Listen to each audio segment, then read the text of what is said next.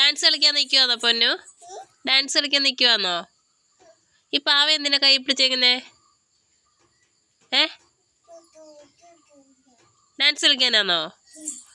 എങ്ങനെ പൊന്നു ഡാൻസ് കളിക്കുന്നേ? തുള്ളി ഇങ്ങനെയാണോ കളിക്കുന്നേ? തുള്ളിച്ചെടിയാണോ കളിക്കുന്നേ? പാട്ടൊക്കെ ഇട്ട് തരാം. ഒന്ന് നല്ലോണം ഡാൻസ് ഒന്ന് കാണിച്ചേ. ഡാൻസ് ഒന്ന് കാണിച്ചേ.